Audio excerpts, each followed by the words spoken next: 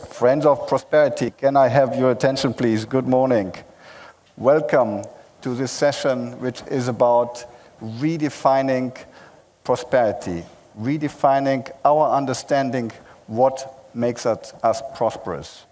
I will, in a moment, introduce a very illustrious panel, but before that, I'm delighted to announce that our Director General, Jean-Luc Paquet, will open the session by setting the scene from his political view. Jean-Luc, the floor is yours.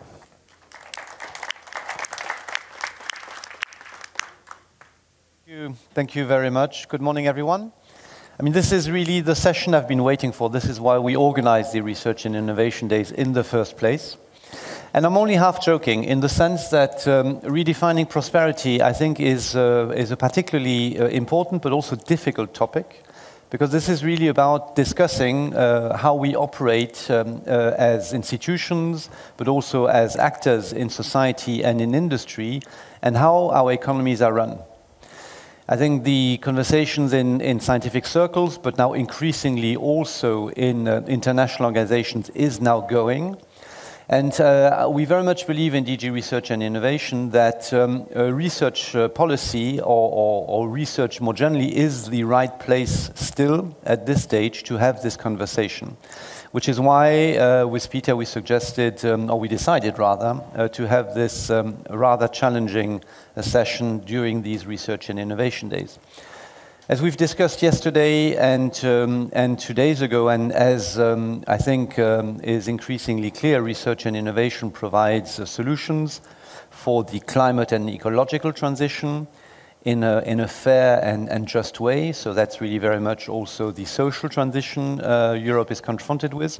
But that is not going to work without thinking, and I would argue, but I'm not in charge, and this is where research, I think, comes in and is important. I would argue also changes in the way the economy is looked at and the way the economy is run. And this is what this session, I think, is about, to explore all that as broadly and as deeply, and I hope a little bit as provocatively as possible.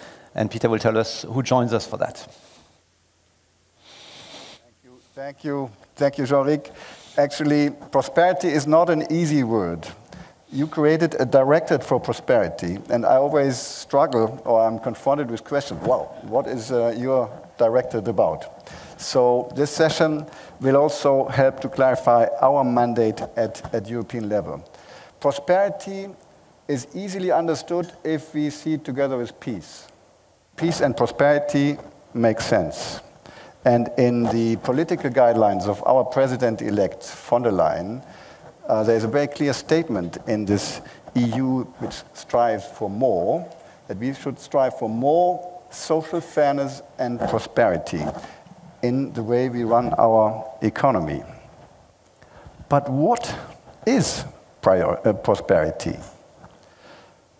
Albert Einstein once famously noted on a blackboard, "Not everything that counts can be counted, and not everything that can be counted counts."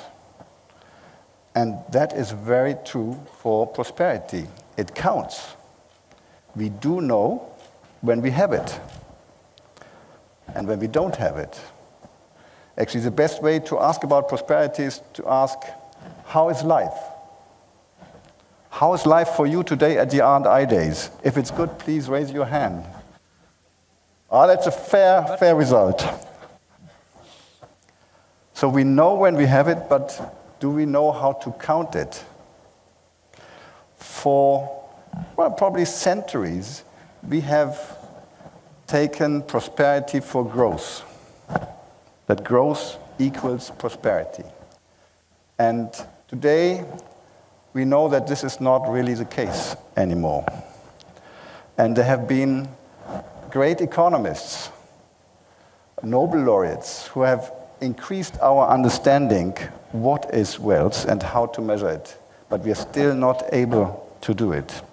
And this is what this session today is also about. And I'm therefore delighted that our first keynote speaker this morning is Kate Raworth, the rising star at the Universe of Economists, with her book, Donut Economics, she has set the scene and shown that we cannot continue to look simply at growth in terms of prosperity.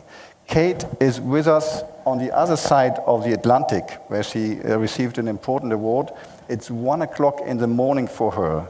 So, Kate, you're a hero, and we will see you. Kate, give her a warm applause.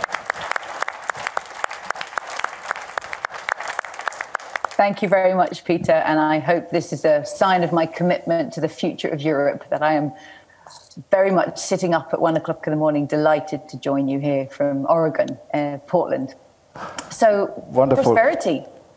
Kate, can I first, before you get the floor, can I first introduce the other speakers so that we have the overview? Please do, of course. Yes, yes. Because when it comes to the boundaries of our planet, who would be better placed to give us analysis and foresight and direction than the Club of Rome? And I'm delighted that we have with us the co-president of the Club of Rome, Sandrine Dixon de Clèves. Sandrine is a lecturer at Cambridge. She just comes back from the UN Climate Summit.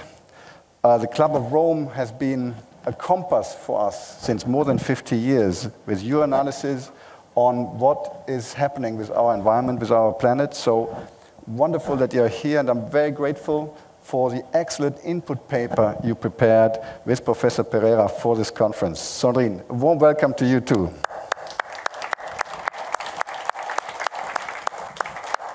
And then this session is about also how to do it. And I'm very happy that we have as Evan McKee, the Scottish Minister for Trade, Investment and Innovation, and he's overseeing the Scottish Performance Framework. And this is probably the most advanced government initiative on measuring prosperity, with more, I think, more than 180 indicators, and a very interactive way of measuring it. Minister, we are delighted to have you here. Warm welcome, please.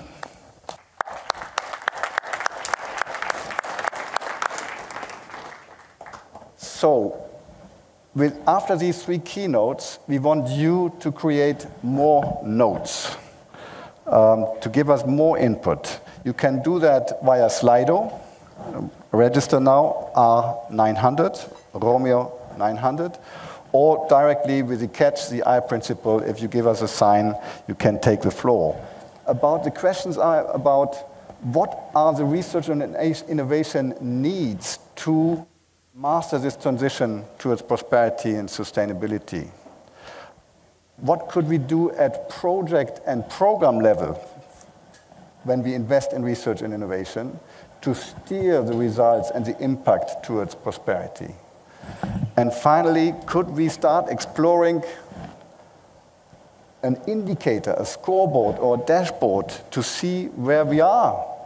How are we performing on prosperity in Europe to bring this into the economic policy cycle? These are just some of the questions, but we would be very happy to hear more from you, your input. We count on your contribution on your co-creation in that respect too.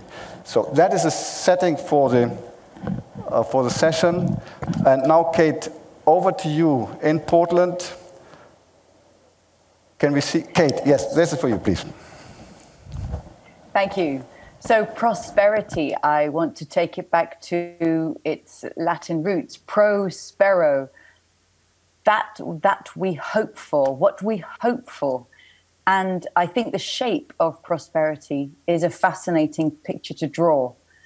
I believe that in the 20th century, the shape of prosperity was an ever-rising line of economic growth. As you have already said, and Jean-Eric, that we became obsessed with growth and we measured our prosperity in one metric predominantly, which is the metric of money. I think the 21st century is the time that we are going to transform both the shape and the metrics of what we think prosperity means, because I think we now hope for different things. And so I want to offer you a shape and symbol of 21st century prosperity, and it looks like a donut. Let me explain this briefly. I offer this as a compass for 21st century prosperity. If humanity's use of Earth's resources is radiating from the center of that picture, then the hole in the middle is a place where people are left falling short on the essentials of life, where people don't have the resources they need to meet the essentials like food, water, healthcare, education, housing, political voice, and so on. These 12 social dimensions, I crowdsourced them from the world's governments. They are the social priorities in the Sustainable Development Goals. So all the governments of the world have already agreed that all the people in the world have a claim to meeting these essentials. Leave nobody in the hole. But there's another side to this story, of course. We must use Earth's resources to meet people's needs, but not to the point that we put so much pressure on this unique and delicately balanced living planet that we kick our planet out of balance. And we go over an ecological ceiling of planetary boundaries, which Earth system scientists believe are the life-supporting systems that keep our planet such an extraordinarily benevolent place for humanity and all other beings to live, with a stable climate, with fertile soils, with a protective ozone layer overhead, with ample fresh water. So put these two together, we must meet the needs of all people within the means of the living planet. And already the shape of prosperity has changed. It is not an exponential growth curve that has no limit. It is balance, finding balance between these two, ceiling and floor of well-being. And here already is a dashboard. I offer this as a starting point for 21st century dashboard of prosperous metrics. If this is a compass, we want to know where we are. And it's not an easy picture to look at because all of the red in this picture shows us the extent to which people are falling short on their essential needs. In the center of that circle, we want to eliminate all of the red shortfall. But we also simultaneously are already massively overshooting on multiple planetary boundaries, on climate change, on excessive fertilizer use, on biodiversity loss, and converting too much of Earth's surface for human use. So this is the state of our planet and our humanity and our planetary home. And this, to me, is the 21st century challenge, to be the first generation that actually recognizes this is the situation we face and to turn it around and to achieve well-being for all people while coming back within planetary boundaries. Now, this is a global scale picture. And as we know, most policymaking is done at the national scale. Researchers at Leeds University scale this down for 150 countries. Here's just 3 of them. The way they've drawn it, you want to fill the center of the circle in blue without overshooting that green biophysical boundary. So at one end, you have Zambia, barely putting any pressure on the planet, but massively falling short on meeting its people's needs. In the middle, you have China, both falling short on people's needs while already significantly overshooting the planet. And then at the end, you have the UK, my own country, which at the moment I can only call the disunited kingdom for reasons you will all understand. We're one of the richest countries in the world, but we are still falling short on equality and employment. And we are massively overshooting our impact on the planet.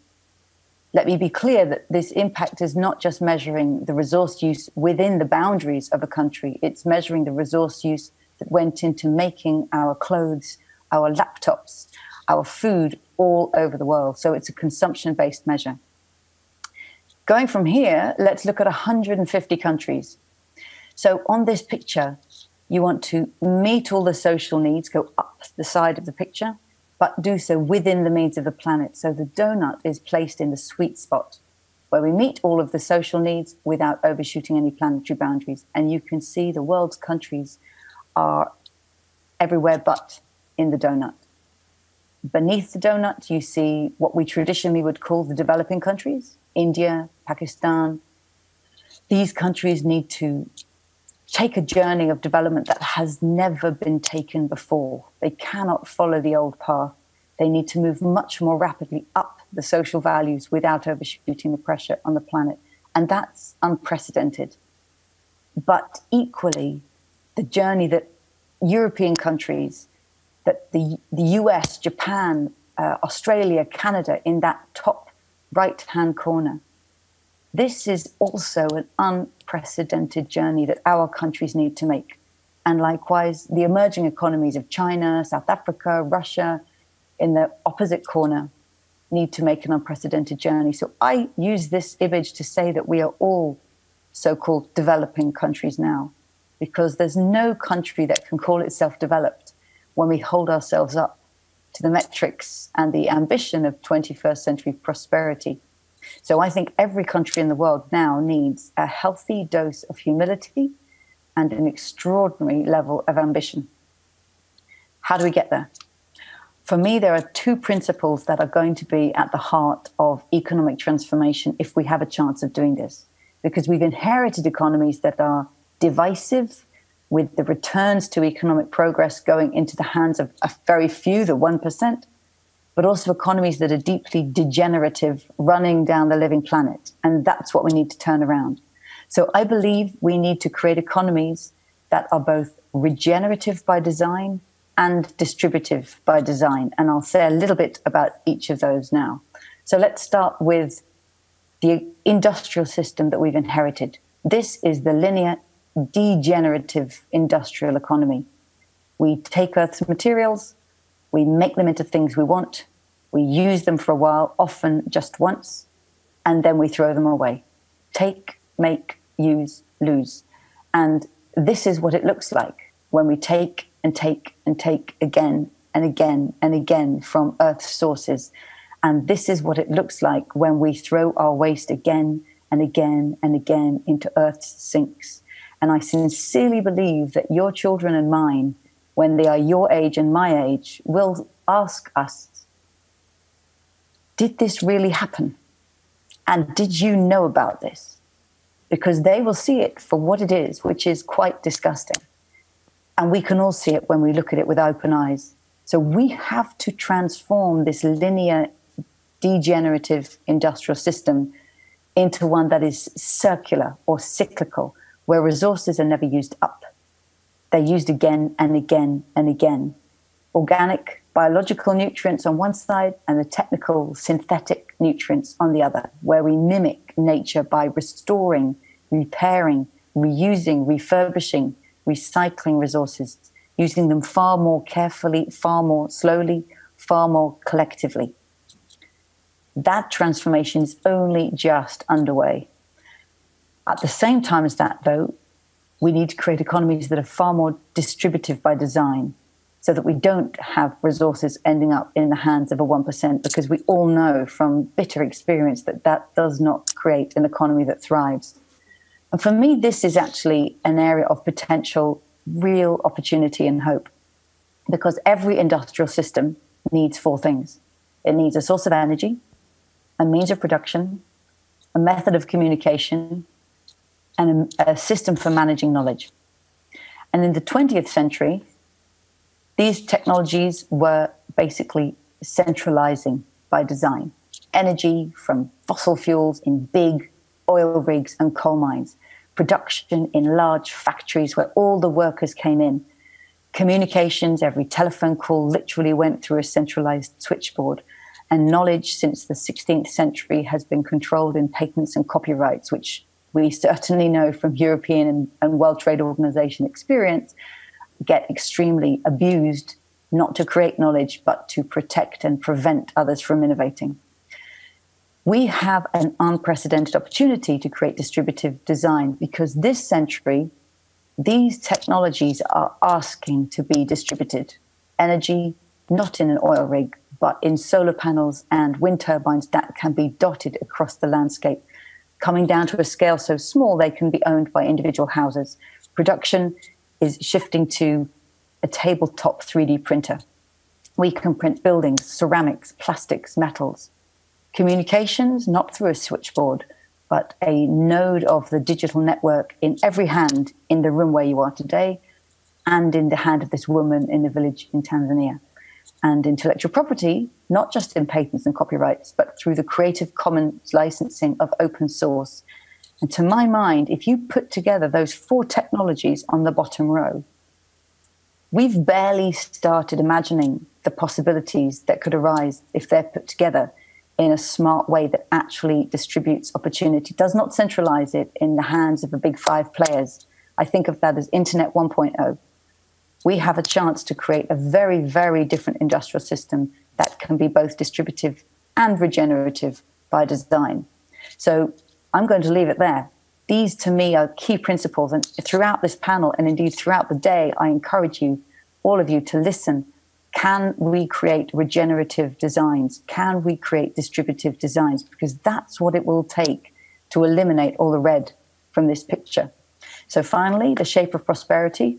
The 20th century believed it was measured in one metric, GDP, national income, and that it would rise infinitely, an exponential growth curve that never stops.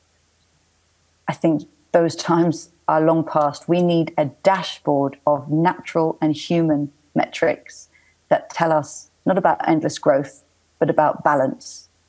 And for me, this is the metaphorical change that we have to make and will make this century if we're going to give ourselves a chance of what we're truly calling prosperity.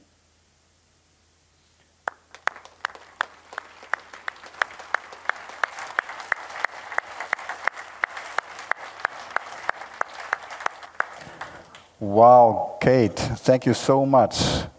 The first generation to recognize the challenge. You pointed out the dimensions, the enormous dimensions of the challenge, but at the same time, your positive vision also of the opportunities, ample fresh water. So you showed us also how we could achieve that by being regenerative rather than linear and distributed rather than central. Thank you so much. I suggest we go immediately to the second speaker. Kate, you will be online all the time, but we won't see you. If we forget you, just shout. The micro is open. Okay.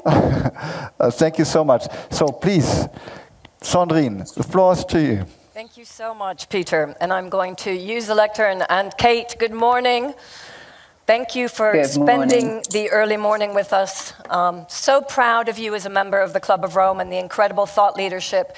But one thing that you forgot to mention is that you are waking up early because you're in Portland, not to talk about thought leadership and theory, but actually implement your donut economic theory into practice in a series of different cities across the United States. So congratulations. It's really time, as you've indicated, to move from the thought leadership of how we should shift into a real definition of prosperity, into how we translate that into practice. I'm here representing the Club of Rome, an organization where we do have thought leaders like Kate, but many others who for the last 50 years, since 1968, have been talking about the limits to growth. This was in the 20th century, and yet we didn't pay any heed to the declarations that came out of the seminal report of the limits to growth. A report which also stimulated a variety of different conversations, and the first key president of the United States to even speak about the limits to growth was not Obama or recently, it was actually President Kennedy. So since 1968, what have we been doing? His brother Robert Kennedy said, GDP measures everything except that which matters. What we're trying to argue here today, and where we are feeling that the time is ripe, and we thank Jean-Éric Paquet and the European Commission's incredible leadership to start to look at people, planet, and prosperity within a concept of innovation at the European level. We now have a president who has declared to us that the Green New Deal is going to be her legacy.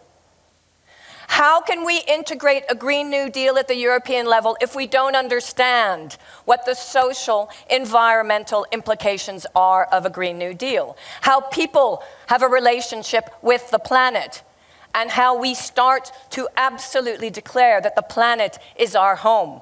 Because our mission, coming back to President Kennedy, is no longer a moonshot. Our mission is a planet shot. We don't need to look elsewhere. We need to look here. That is where innovation is so absolutely fundamental. For more than 2 centuries now, the concept of prosperity has been linked to unlimited expansion, particularly of science and technology. And our capacity, as Kate has rightly said, to exploit absolutely everything we have around us. Because we have not demonstrated, as Kate has again called for, a sense of humility.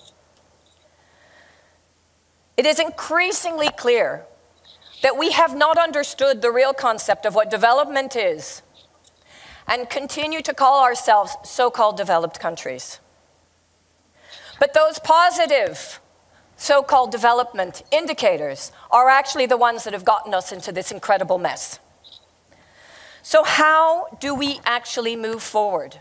How do we not create, and I will admit, I was born in 1966. I embody 50 years of thinking about beyond GDP. And we know, and I've just come from New York, to once again indicate to everyone, as the world indicated on Monday, predominantly through the face of a 16-year-old when she showed us her despair, we do not have another 50 years. We are in an emergency. The Club of Rome has just actually printed and launched its Planetary Emergency Plan. Because the convergence of the tipping points that we have seen, both on the ecological side, on the climate side, but also on the social side, where we are seeing discussions between the Gilets jaunes who have indicated we cannot make it to the end of the month, and the youth who have indicated this is the end of the world. And it's not going to be a country like the United States who have completely forgotten the importance of people and social indicators that can bring forward the leadership around this new definition of prosperity. It is a country like, or a region like Europe, a region that has always put human welfare also at the center of its thinking, no matter which party you are. So we now have an incredible opportunity. Thank you. The time is ripe for the European institutions and member state governments to refocus their attention on what truly matters, both to European citizens and to the planet, to all our ecosystems, to translate the aspirations of well-being as the core of sustainable development. We have the SDG goals. We have all of the indicators that we actually need, most of the indexes that we need. It's now a question of bundling those indicators into a new grand measure of what actually is a prosperous, well-being economy. We must translate prosperity into a situation where individuals or groups of individuals are improving regularly, are sustainably and socially inclusive, are starting to look at their material impacts, but creating communities of hope around what a real well-being economy is. We actually have CEOs in Europe who understand this, businesses who have spoken to me, who have indicated, why is it that most of the CEOs across the globe must have such inflated salaries? I'm very content, in particular in countries like Norway and Scandinavia, with the salaries that I get, which is not in the incredible digits that we see of some of the salaries that others are receiving. Why is it that we cannot redistribute our wealth so that we have a greater egalitarian understanding of the way in which we are all situated within our societies? This is something that we have seen when we already start to innovate towards prosperity. Already in the late 1800s, we saw in Scandinavia all of the Nordic countries who were agrarian economies, incredibly poor, who were able to shift themselves into egalitarian economies.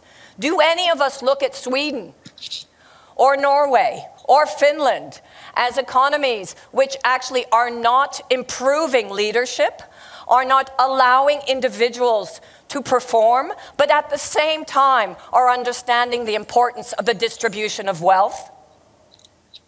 These economies are the economies that we must aspire to.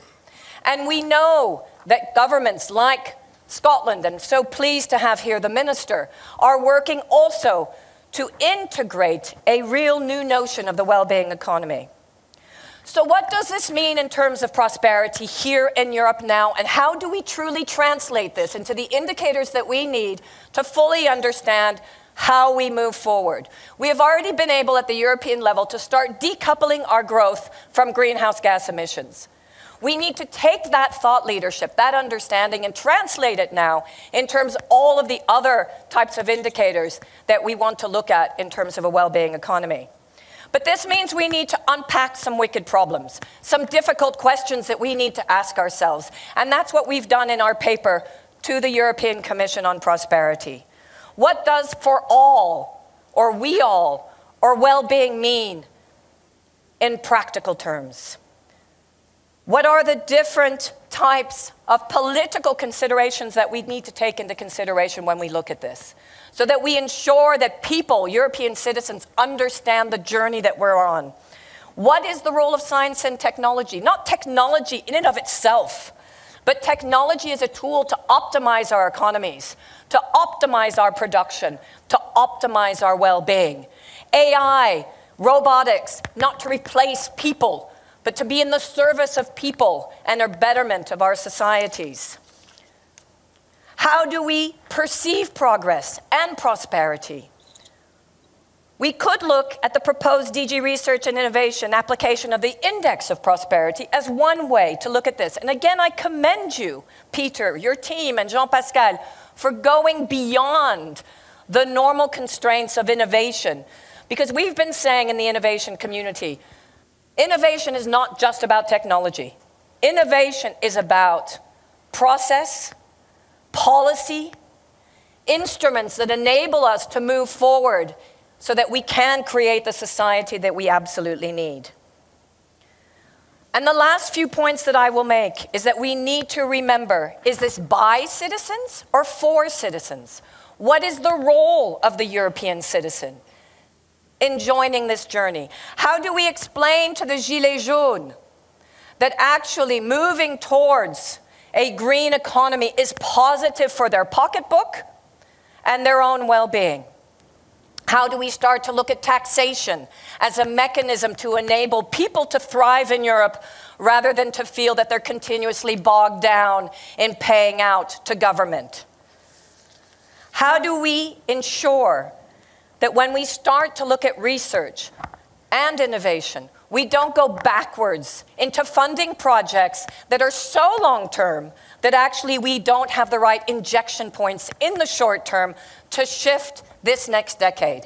Because let's remember, as our Secretary General of the UN said very clearly, once again, on Monday in the UN, this will be collective suicide if we do not find a way to implement donut economics and a new well-being economy that actually looks at the link, the harmonization, the holistic approach between our planetary boundaries and we as people. That is my message to you today. That is the challenge that we have here in Europe.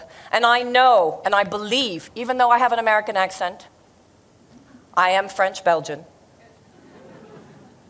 I believe in the European Union as the new leadership in showing us the way towards a real well-being economy and a new definition of prosperity. Thank you very much.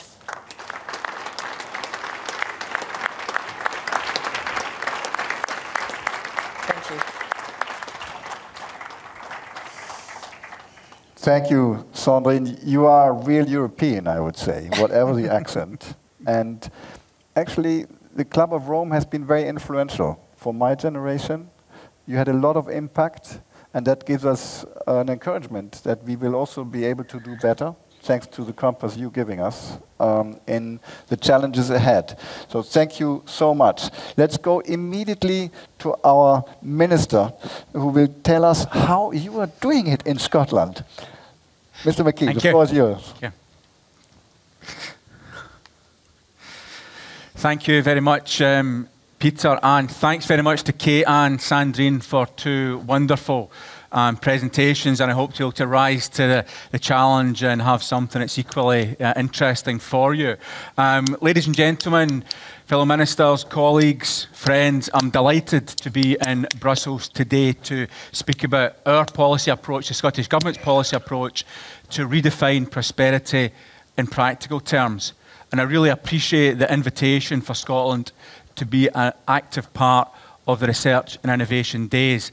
And before I move on to the topic of sustainable, inclusive economic growth, let me pass on one simple message on behalf of the people of Scotland to our European friends. Scotland is part of Europe and always will be. Our strong partnership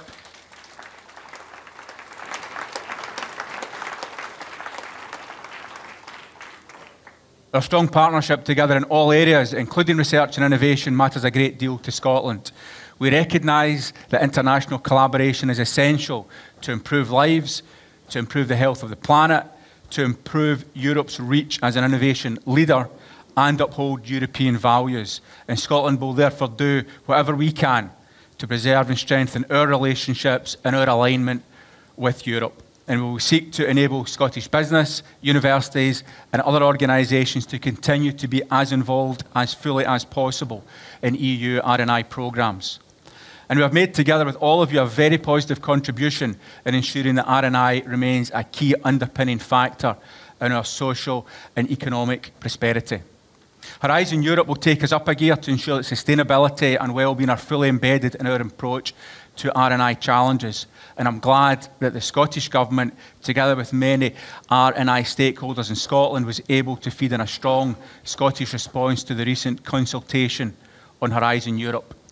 Horizon Europe will embed several key missions, which I know many of you will have been discussing intensely here over 3 days of this conference, and it will come as no surprise to you that Scotland is well placed to contribute and partner in these missions going forward. And understand that this will be about developing an evidence base and enabling conversations about what the future could look like, about how society and the economy can transition sustainably with a clean and healthy planet, a fair and inclusive society and a prosperous economy. The Scottish Government welcomes this as a central commitment to Horizon Europe. And this is a commitment Scotland has already made as a country. Now, I was hugely encouraged to hear that Horizon Europe missions will be closely linked to the Sustainable Development Goals of the UN. Scotland was one of the first countries to sign up to the SDGs in 2015. In Scotland, we have fully embedded the SDGs in our national performance framework. On this slide, you can see the outcomes from the Scottish National Performance Framework and the key SDGs each of those outcomes is aligned to. We are determined to take our obligations to actively support the SDGs very seriously within the time frame by 2030. And many of the SDGs chime with what we in Scotland have been doing for a long time already as part of the core purpose of the Scottish Government. Create a more successful country, give opportunities to all the people living in Scotland, increase the well-being of people living in Scotland, create sustainable and inclusive growth, and last but not least, reduce inequalities and give equal importance to economic, environmental and social progress. It seems therefore that we're very much in agreement about what the priorities for our citizens, communities and economies are. A whole of society focus on the SDGs is about taking responsibility for the future in the here and now. This is in our hands. I mentioned that our national outcomes include the well-being economy. We seek to progress policies that support the reduction of inequality alongside increasing competitiveness. Now, around the world, there is a growing realisation of the need to focus on well-being, led in many ways by EU nations. Scotland, Iceland and New Zealand established the Wellbeing Economic Governments, or WEGO, in 2018.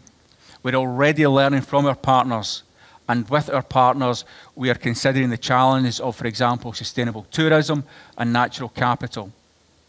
The Scottish Government defines inclusive growth as growth that combines increased prosperity with greater equity, that creates opportunities for all and distributes the dividends of increased prosperity fairly. We've been praised by many, including, for example, Professor Stiglitz, for our approach.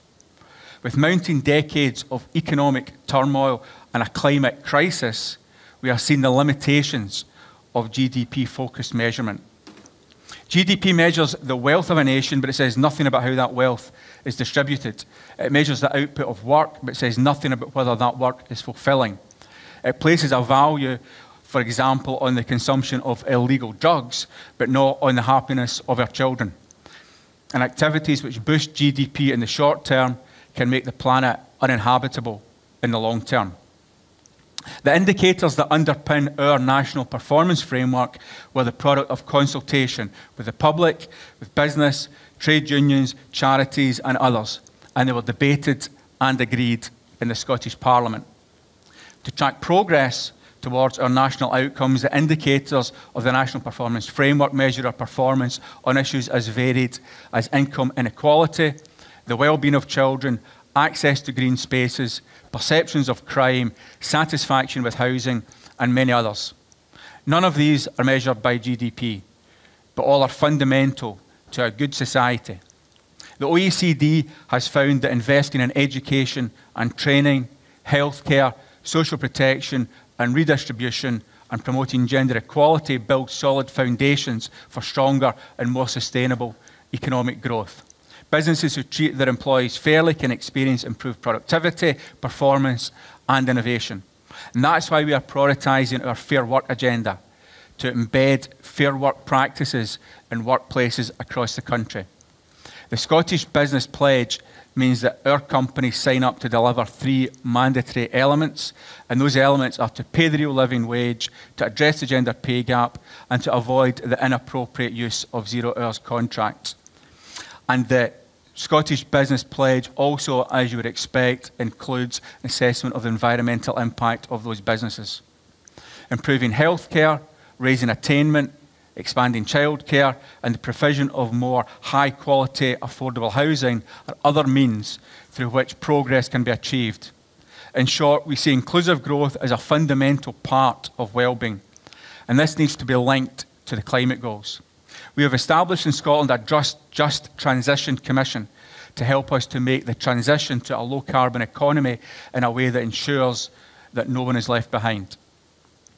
I'm delighted that Glasgow is to host the Conference of the Parties 26 conference in 2020. And this is a huge responsibility and opportunity for Scotland.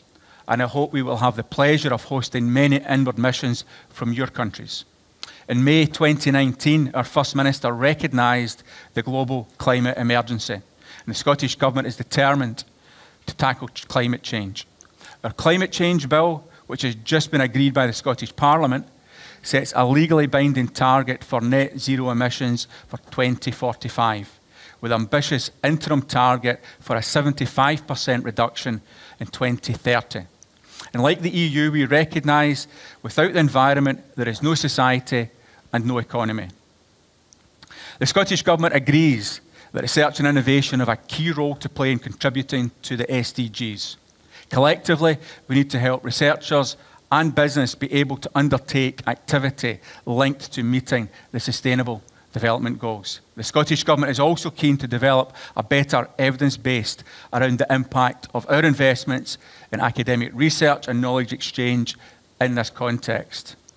Research investments and activities leading to positive economic and societal impacts need to be better evidenced. And I know that this is something many of you will be working on too. We are in the process of developing a logic model showing the routes to impact of our key research and knowledge exchange investments. The evidence framework has been refined in consultation across the Scottish Government and relevant agencies, and it will continue to evolve as input from more stakeholders is sought. Currently, information has been gathered about the indicators that could be used to best evidence the outputs and outcomes listed in the framework. The quantitative data will be complemented by qualitative case studies. And there are many examples from Scotland of projects changing lives and helping to combat climate change. And if I can, I will just mention a few of these now. Like SunAmp, a company from East Lothian I had the pleasure to meet recently, who had an idea for a pioneering technology to provide sustainable heat for homes. SunUp have developed a heat battery that stores energy as heat, which can then be released on demand to warm a building or deliver hot water. Through innovation vouchers, a Scottish Government scheme, they were partnered with an academic at the University of Edinburgh, and they worked on improving the performance of their battery. Working with housing associations in Scotland and with people experiencing fuel poverty, that spurred them on to win more grants and inward investment. And they're now partnering with 2 Chinese companies to develop and globalise their products. Or the business study graduates at Strathclyde University who worked through the Scottish Government-funded Innovation Centre for Industrial Biotechnology, the iBioIC, on their idea for a sustainable business. Their company, Revive Eco, aims to reduce landfill by extracting high-value natural chemicals from coffee waste for use in the cosmetics and other industries. Working in cafes and bars, they'd experienced and were sick of seeing these coffee grounds going into landfill. They had entrepreneurial skills, but needed to access scientific expertise. They spoke to iBioIC early in their entrepreneurial journey and were impressed by the international and national connections iBioIC were able to leverage to introduce them to people who are now their board members, partners, and customers. This is a perfect example of how enterprise and research partnerships can make the circular economy a reality. And lastly, I'd like to mention the work that Glasgow Caledonian University is doing to eliminate HIV infection of direct relevance to SDG 3 on good health and well-being, and to our national performance framework outcome, we are healthy and active. I finish my remarks today with some final thoughts, if I may, on the important topic under discussion at this session. Evidence from the OECD, the World Bank, and the IMF all shows that the delivery of sustainable growth and the reduction of long-standing inequalities are reinforcing, not competing objectives. We should be bold in following that evidence, and we should embed the SDGs across everything we do as governments and as institutions. We simply cannot fail to take steps to fully address the issues of inequality, poverty, and climate change head-on. And some final thoughts on Horizon Europe. There is no good alternative to being part of the world's biggest research and innovation programme. No good alternative to being part of the biggest network of research organisations in the world. And no good alternative to freedom of movement and ideas. Whatever the future holds, we stand ready to collaborate with all of you, our trusted and respected partners. The world's most intractable problems will not be solved in a knowledge vacuum. They will be solved by each and every one of us working together with courage, positivity, and ingenuity. Scotland will stand with all of you. Thank you. Thank you so much. Thank you. Thank you so much. You showed us how global governance works with the UN SDGs translated into national government policy. I noted as success factors evidence base, consultation on the evidence base or the indicators you're building, and also pledges from the society, from industry and business. So thank you so much. We run a bit late in time, so I have to improvise a bit. I would suggest the following. Kate, while we load up the questions from Slido, can I ask a provocative question to you? Of course you can. Sandrine said that if you cannot make it to the end of the month, why you should care about the planet. So should we prioritize on the people who are falling out of the donut and are living in the hole, as you put it? I think not. I think we don't need to prioritize, because if we look at the deep interconnections in life, the reason why people won't have food or water or safe housing in the future are going to be very, very strongly affected by what's going on the outside of the donut. And I'm sure Sandrine would agree that many of the Gilets jaunes protesters say it's a false story that we were protesting against a fuel tax. It was the fact that yet another tax was loaded on us. We were actually protesting against inequality, not protesting against the environment. Yeah. So people around the world who are suffering from hunger, from a lack of water, and the vulnerability of their home being washed away, and we've seen too much of all of these in the newspapers in very recent days. This is directly from environmental impacts driven by climate breakdown and ecosystem destruction. So the 21st century is the century in which, through disastrous reasons, we are coming to understand incredibly clearly the deep interconnectedness of things. If we try and sort one without the other, we will absolutely fail. And this makes the task harder. It would be much easier if we could put one aside and sort the other one first. But it's quite obvious that we can't. And that's why we desperately need research and innovation and a new mindset that actually sees solutions that come out of them both at the same time. Yeah. Thank you. Very clear. So let's not fall into the trap of prioritizing one against the other. Can we have the Slido points on the screen so that we get a bit of a feeling what you in the audience had in mind as questions? Or is someone here who would like to take the floor? We have micros. Here we come. So, let me see.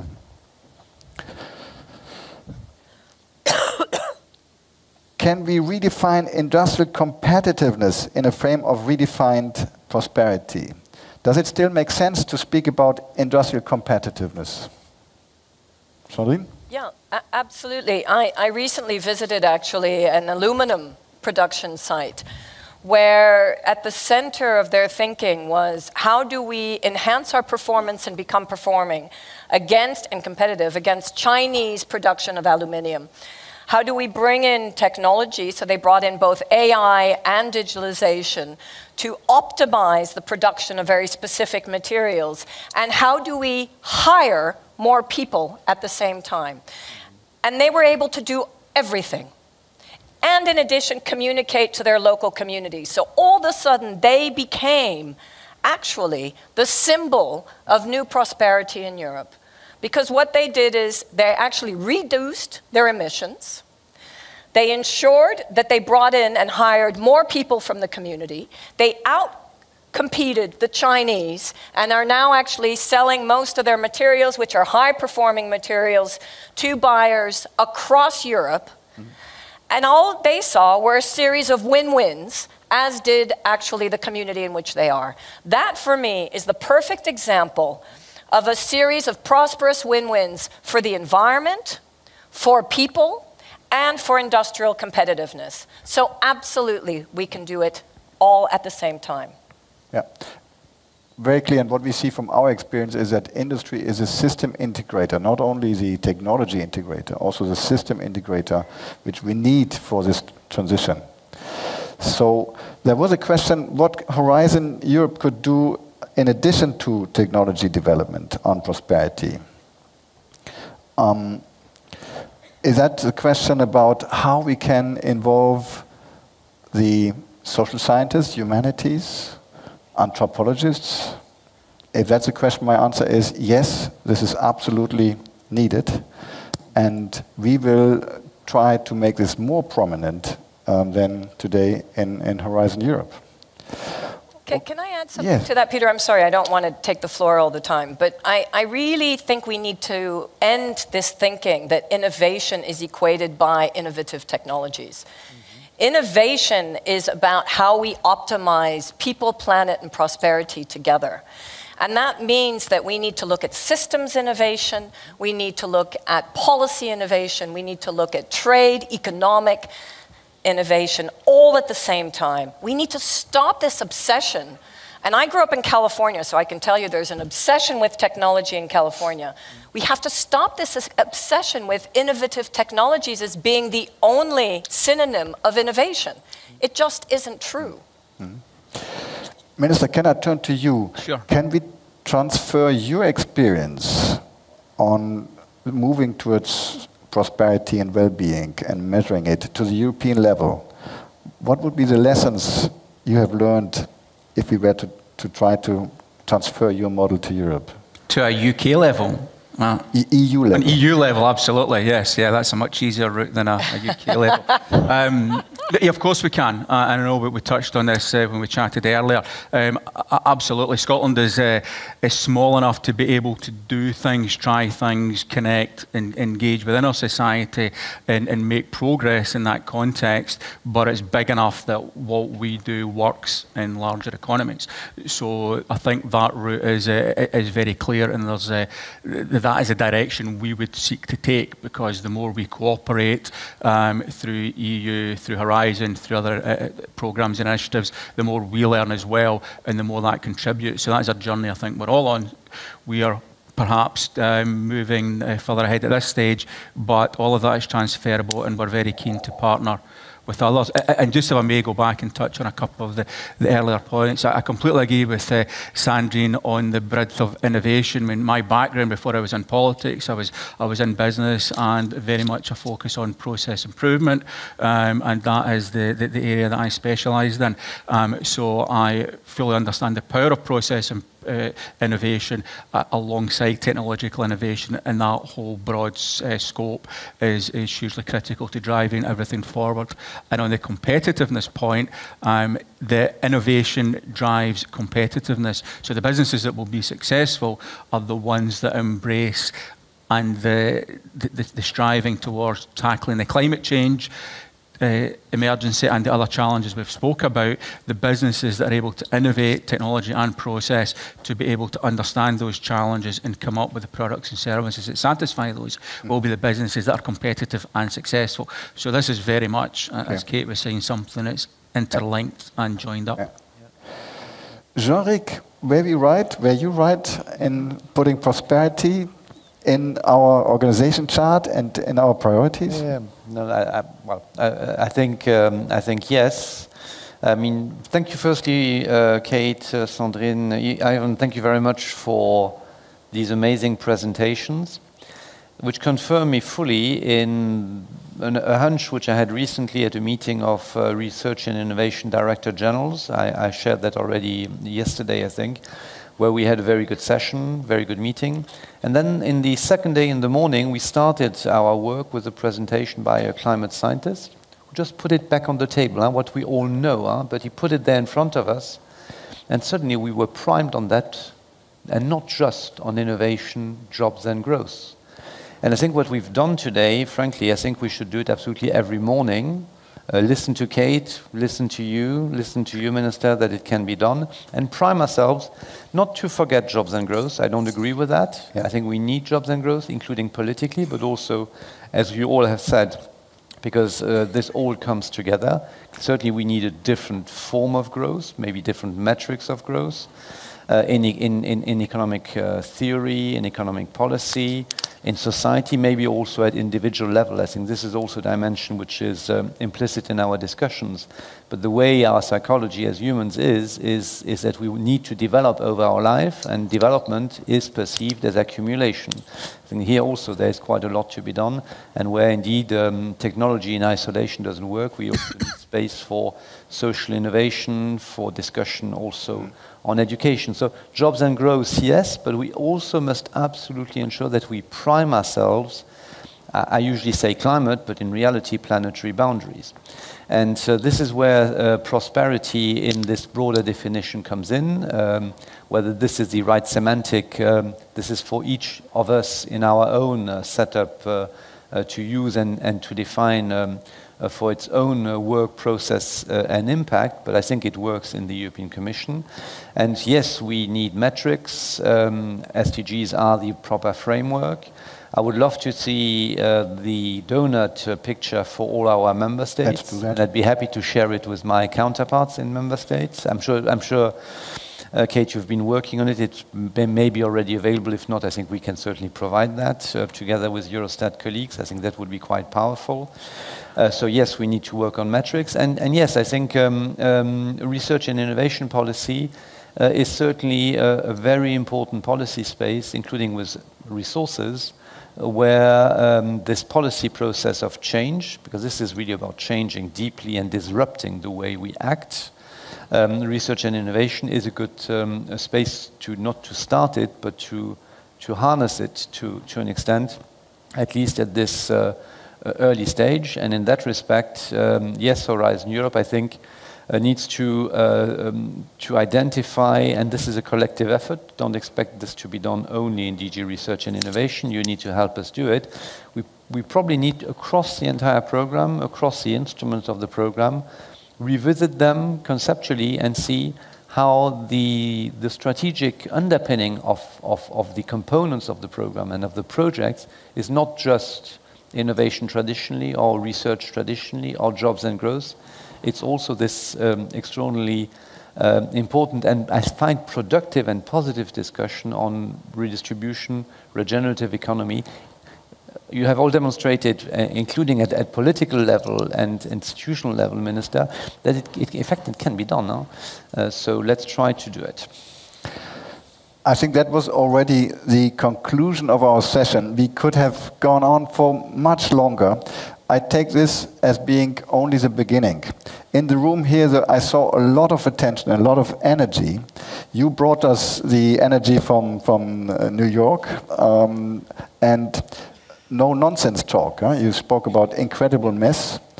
Jean-Luc, you told us we will do more on Horizon Europe. We will go for the metrics. We will try, and we will actually, here in the room, probably already be the first generation to really recognize the challenge, as Kate put it. Are we recognizing? Are you ready to recognize and act on it? Can we show hands in the? Kate, can you see that? So to close the session. To close the session, one last word, Twitter sentence from all our panelists. I start with you, Kate. Just a conclusion. One Twitter line. I'm in Philadelphia and Portland this week. We've made the world's first city donuts for transforming city policy. Jean-Eric, we will make Europe's national donuts for you. Thank you. Bravo. Yes. Thank you. Minister? Yeah, we'd like a Scottish donut, please, so we can work on that. We have all the data for that. But yeah, I think that we are very keen to move forward with partners, and we, I think, have shown that this can be translated into reality and made to work on a practical level. Thank you. Sandrine? So I would say, and I'd like to answer a little bit to the youth question. The youth are holding us accountable today. We must work in an intergenerational dialogue with the youth, bring them in, and really demonstrate that we can be leaders of a new, well-being, prosperous economy through donuts, through a redefinition of what it means to be a person within planetary boundaries in a system that is holding us accountable today because of this convergence of tipping points that we're seeing. And I believe that we as human beings can do that. I have hope, but we only have a small window of opportunity, so we must seize it now. Very good. And we can be proud of the EU, right? Absolutely. And let's help us shape and use this research and innovation space to drive this change and disruption. Horizon Europe is the first instrument. There are many others.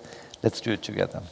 Thank you very much. Thank you to you in the room and on the web, to our excellent panelists and keynotes. Thank you so much.